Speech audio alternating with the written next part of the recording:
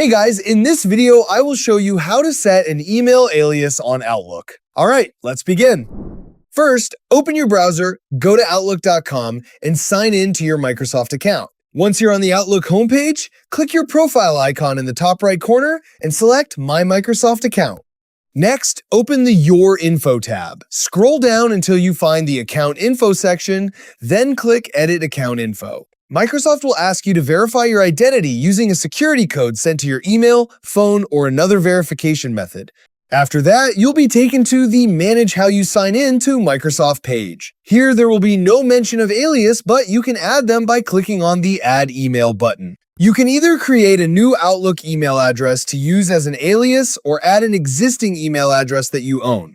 Enter the alias you want to use. Then click Add Alias to save your changes. Once it's added, the alias will appear in your list of account aliases. So that's basically how you can set an email alias on Outlook. That's it for this video. Thanks!